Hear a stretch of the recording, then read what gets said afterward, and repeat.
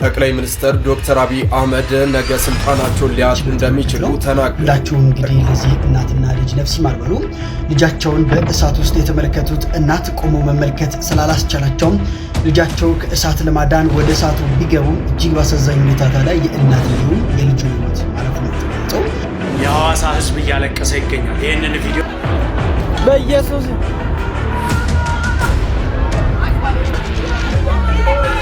የምትመለከቱት በሐዋሳ ከወልደ አማኑኤል ወደ አዲሱ መናኸሪያ በሚወስደው መንገድ ዱጉና ጋራዥ አጠገብ ከባድ የሚባል እሳት አደጋ ተነስቶ በንብረት ላይ ከፍተኛ ጉዳት አድርሷል። እሳቱንም ለማጥፋት ሰላም ለእናንተ ይሁን። እንደምን አላችሁ? እንደምን ቆያችሁ? ሁላችሁንም በያላችሁበት ሰላምታ ይድረሳችሁ። በዛሬው ቪዲዮ ጠቅላይ ሚኒስትር አብይ አህመድ ስልጣኔን ልነጠቅ ነው፣ ስልጣኔን ልቀማ እችላለሁ በነገው ዕለት የሚል አስደንጋጭ የሆነ መግለጫ ወጥቷል ማለት ነው።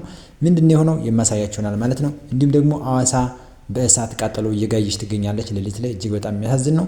በዚህም የተነሳ እናትና ልጅ በእሳት ቃጠሎ ሞተዋል። በጣም አሳዛኝ ነው። ነፍስ ይማር ከወዲሁ።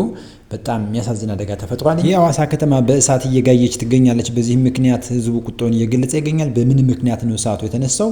ብዙ ሰዎች እንደተጎዱ እየተገለጸ ይገኛል። ሌሊት ነው። ይህንን ጉዳይ የማስቃኛችኋል ማለት ነው። ሁላችሁም ቪዲዮ ላይክ ማድረግ እንጀምር። ሰብስክራይብ ምንድነው የማታደርጉት? ለምንድነው የማታደርጉት? አሁን አድርጉ።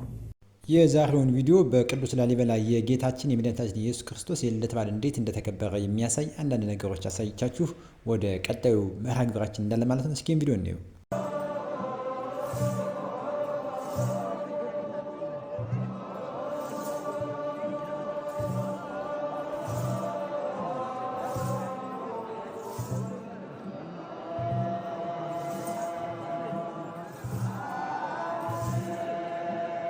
ለሚስቱ በደሙ የፈረመው ሙሽራ መነጋገሪያ ሆኗል። እንደምታዩት እንግዲህ ይህ ግለሰብ በእስክሪብቶ መፈረም እየቻለ እሱ ግን ይህንን አላደረገም። እንደምታዩት እንግዲህ ብረት አግሎ እጁን በመውጋት እንግዲህ ለሚስቱ በደሙ ፈርሞላታል ማለት ነው። እንግዲህ ይሄ ምን ያህል እንደሚወዳት ነው የሚያሳየው።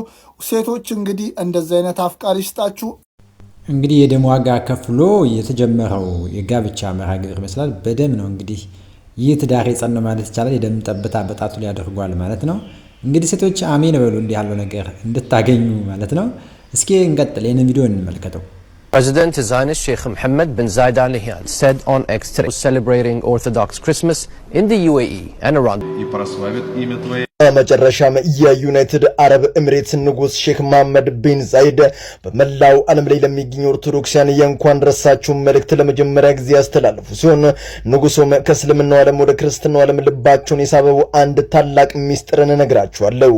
ይህንን መልእክትም ለዓለም ሕዝብ አሰራጩት። በማስቀጠልም የሩሲያው ፕሬዝዳንት በገና በዓል ላይ ያስተላለፉትን አንድ መልእክትን በጋራ እንመለከታለን። የሩሲያው መሪ ፕሬዝዳንት ቭላዲሚር ፑቲን ገና ከእንቅልፋቸው እንደነቁ ወደ ቅድስት ቤተክርስቲያን በማቅናት ስራቸውን አዱ ብሎ ይጀምራሉ።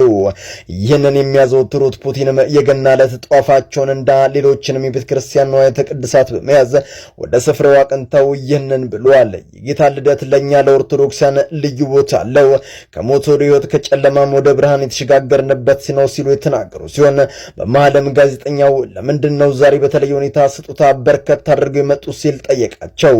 ፑቲንም ቀበል አድርገው እኔም እንደ ሰባ ሰገል ቀኑ ሲደርስ ኮከቡን ተከትዬ የጌቴን በግርግም ተወልዶ ማየትን ሳስብ ለአምላክ የምስጋናን ስጦታዎችን ይዤለቱን እያሰብኩ ወደዚያ ወደ ተቀደሰ ስፍራ መጥቻለሁ ሲሉ ንግግራቸውን ቋጩ። ለመላው ኦርቶዶክሳውያንም የእንኳን አደረሳችሁ መልእክታቸውን አስተላልፏል። ታዲያ ሌላው ያስገረመኝ ነገር የዩናይትድ አረብ ኤሚሬትስ ንጉስ ሼህ መሐመድ ቢን ዛይድ ለመጀመሪያ ጊዜ በታሪካቸው የእንኳን አደረሳችሁ መልእክት ለክርስቲያኖች ያስተላለፉ ሲሆን ይህም ለክርስትና እምነት ያላቸውን እየተከፈተ ልብ ያሳያል። በርካቶቻችሁ እንደምታውቁት የንጉስ ወንድም ልጅ ከሁለት ዓመታት በፊት ከእስልምና ወደ ኦርቶዶክስ ማግናት ከቤተሰቦቹ ከመጠላት አልፎ በሕይወት እስከ መፈለግም ደረጃ ደርሶ እንደነበር አይዘነጋም። በኋላም መሐመድ ቢን ዘይድ ጣልቃ ገብተው የፈለገውን ያመነውን መከተል ይችላል ሲሉ ጣልቃ ገብተው ልጁን እንደታደጉት የሚዘነጋ አይደለም። በኋላም የልጅ ከንጉሱ ጋር በመዋል ወንጌልን የሚያስተምራቸው ሲሆን አሁን ልባቸው ወደ ክርስትናው እንደተሳበም የቅርብ ምንጮቻቸው የሚወጡት መረጃዎች ያሳያሉ። መጨረሻውን ፈጣሪ አምላክ ያሳምርላቸው። የዩናይትድ አረብ ኤሚሬትስ ንጉስ እንግዲህ ወደ ኦርቶዶክሳዊ ክርስትና እንዲመጣ ሁላችንም እንጸልይ። በጎ ፈቃድ ልቦናቸው ለክርስትና ተከፍቷል። ወንጌልን እየተማሩ እያወቁ ደግሞም ለኦርቶዶክሳውያን እንኳን አደረሳችሁ መልእክት አስተላልፈዋል ማለት ነው። እግዚአብሔር እንግዲህ እንደወደደ ወደ ኦርቶዶክስ ወደ ብርሃን ይመልሳቸው ዘንድ በጎ ፈቃዱ ይሁንልን። እንደ ቭላዲሚር ፑቲን ያለ ደግሞ በእውነተኛ መሪ ክርስትና ሃይማኖቱን ይዞ የሚመራ ደገኛ መሪ እንዲሰጠን እንማጸናለን። ሁላችሁም እስኪ በእውነት በዚህ ጉዳይ የተሰማችሁን ሐሳብ ኮሜንት ላይ አስቀምጡ። ምን ተሰማችሁ? በቭላዲሚር ፑቲን በፕሬዝዳንቱ እንዲሁም ደግሞ በዩናይትድ አረብ ኤሚሬት ንጉስ ሼህ ላይ የሆኑ ነገር ምንድነው? እጅግ በጣም ደስ ያሰኝ ነው። የእናንተን ሐሳብ እንስማ። ሐዋሳ ምንድነው የተፈጠረው? በእሳት ቃጠሎ ተያይዛለች። እጅግ አሳዛኝ የተባለ መረጃ እንዲሁም ልብ የሚሰብር መረጃ እንግዲህ ሌሊቱ ተሰምቷል። እናት ልጃቸውን ከአደጋ ለማትረፍ ሲሉ ህይወታቸው መገበራቸው ነው የተገለጸው። እናት እንግዲህ ለልጇ ፍቅርን ብቻ ሳይሆን ህይወትንም መስጠት እንደምትችል ነው የተመለከትነው። ሁላችሁም እንግዲህ ለዚህ እናትና ልጅ ነፍስ ይማር በሉ። ልጃቸውን በእሳት ውስጥ የተመለከቱት እናት ቆሞ መመልከት ስላላስቻላቸውም ልጃቸው ከእሳት ለማዳን ወደ እሳቱ ቢገቡም እጅግ ባሳዛኝ ሁኔታ ታዲያ የእናትየውም የልጁም ህይወት ማለፉ ነው የተገለጸው። በሐዋሳ ከተማ አዲሱ መናኸሪያ አቅራቢያ አጥና ተራ ተብሎ በሚጠራው አካባቢ ሌሊቱ በተነሳ ድንገተኛ የእሳት አደጋ የአንዲት እናትና እንዲሁም ደግሞ የልጃቸው ህይወት ማለፉ ተሰምቷል። በወቅቱ እናትየው በእሳቱ መካከል የነበረው ልጃቸው ለማዳን ወደ ውስጥ በገቡበት ወቅትም ከእሳት መውጣት ባለመቻላቸው ህይወታቸው ሊያልፍ እንደቻለ ነው የተገለጸው።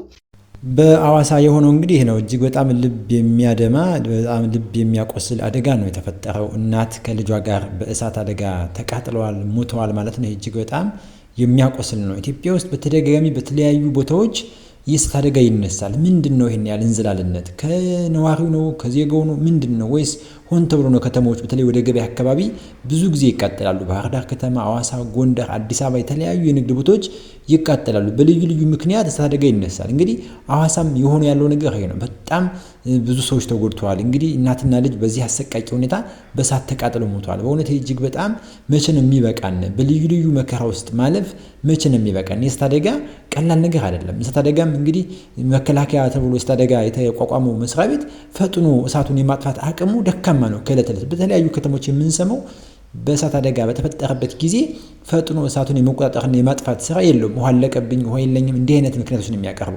እጅግ በጣም ያሳዝናል። በእውነት ለሞቱ ሰዎች ነፍስ ይማር ያላችሁ ጻፉ ባካችሁ። እናትና ልጁን እግዚአብሔር ነፍሳቸውን በአጸደ ገነት ያሳርፍ በኢየሱስ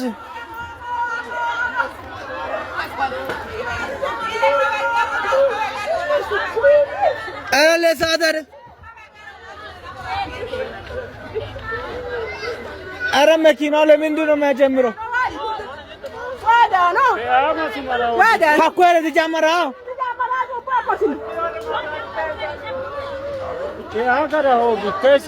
በኢየሱስ ስም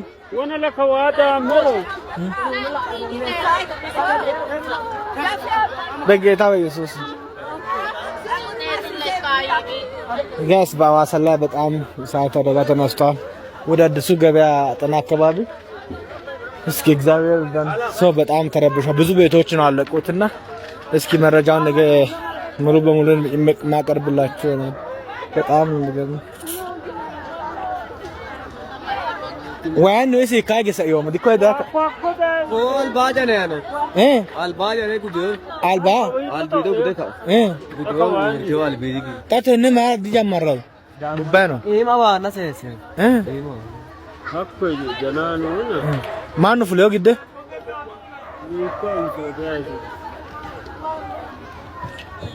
በኢየሱስ በጌታ በኢየሱስ እግዚአብሔርን አለፈኩ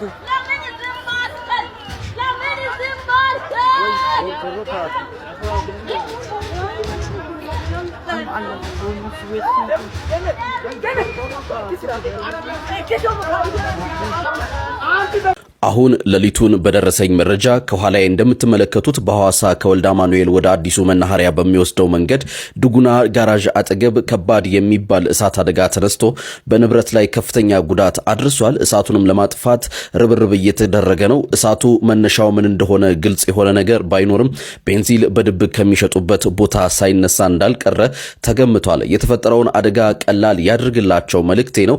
ተጨማሪ መረጃዎችን እንደደረሱኝ የማካፍላችሁ ይሆናል። መልካም ምሽት።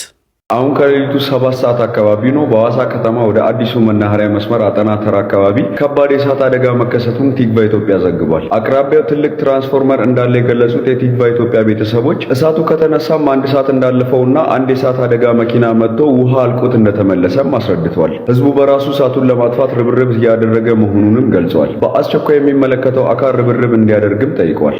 እኔ በእውነት አንድ የሚደንቀኝ የሚገርመኝ ግራም ደግሞ የሚገባኝ ነገር አለ። በዚህ በእሳት ዙሪያ ማለት ነው የእሳት አደጋ መከላከያ የሚባለው ተቋም ወይም መስሪያ ቤት በዋነኝነት ዓላማውን የተቋቋመበት ነገር እሳት እንዳይነሳ መከላከል ነው። ቀድሞ ከሆነ በኋላም ደግሞ እንኳን ቢሆን ከሆነ በኋላ ደግሞ ፈጥኖ ደርሶ የማቆም ነገር እሳቱን የማጥፋት የመከላከል ስርጭቱን የመግታት ነገር ሲገባው ግን ውሃ አለቀብኝ ወገቤን እናቴ መቀነት የሚሉ ምክንያቶች ነው ብዙ ጊዜ የምንሰማው እና በእንዝላልነታቸው ምክንያት ብዙ ከተሞች ወድማሉ፣ ብዙ ንብረቶች ይጠፋሉ። እንግዲህ እሳት ማለት በጣም ከፍተኛ ነገር ነው። እንግዲህ ከዚህ ገበያ ውስጥ ስንት በድህነት የሚሰሩ ሰዎች አሉ፣ ተበድረው የሚሰሩ አሉ።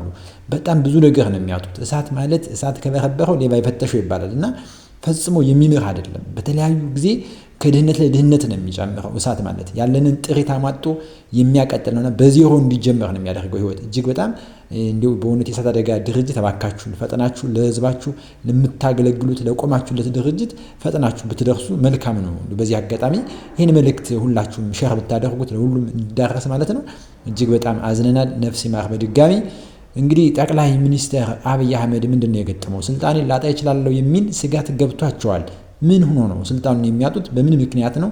መፈንቅለ መንግስት ተሞክሯል? ቤተ መንግስት ውስጥ አደገኛ የሆነ ነገር ተፈጽሟል ወይስ ምንድነው? ጠቅላይ ሚኒስትር ዶክተር አብይ አህመድ ነገ ስልጣናቸውን ሊያጡ እንደሚችሉ ተናገሩ። ጠቅላይ ሚኒስትር ዶክተር አብይ አህመድ በትናንትናው ዕለት ከቀዳማዊት እመቤት ዝናሽ ታያቸውና ከከፍተኛ የመንግስት አመራሮች ጋር በመሆን የቱሉ አራራ የተቀናጀ ሞዴል መንደርን ሲያስመርቁ ያስተላለፉት መልእክት የብዙሃን መነጋገሪያም ሆኗል። ጠቅላዩ የቱሉ አራራ የተቀናጀ ሞዴል መንደርን በይፋ ሲያስመርቁ በኦሮምኛ ቋንቋ ንግግር ያደረጉ ሲሆን በብሔራዊ ቴሌቪዥን በተላለፈ በዚህ ንግግራቸው ነገ ስልጣን በእጃችን ላይኖር ይችላል ሲሉም ተደምጠዋል። ስልጣን ይሰጣል፣ ጊዜ ሲደርስ ደግሞ ይሄዳል። ሲሄድ ከመጸጸት እድሉን ባለን አቅምም የሰዎችን ህይወት በመለወጥ እኛም ተደስተን ህዝባችንንም ማስደስተን ህዝባችን በችግር ከማልቀስ ወጥቶ በፍቅርና በምርቃት የሚያነባበት ሁኔታን መፍጠር አለብን በማለትም ተናግረዋል። አክሎም ስልጣን ላይ ያላችሁ ሰዎች በወረዳ በዞንና በክልል የምታስተዳድሩ ሰዎች ይህን ጉዳይ በልባችሁ ማኖር አለባችሁ በማለትም መልእክት አስተላልፈዋል። ዲያቆኑን አስመልክቶ በዚህ ሰዓት አንድ መረጃ ተሰምቷል። ልንገራችሁ። አመለሸጋው መምህር ዛሬ ልደቱ መሆኑ ተገልጿል።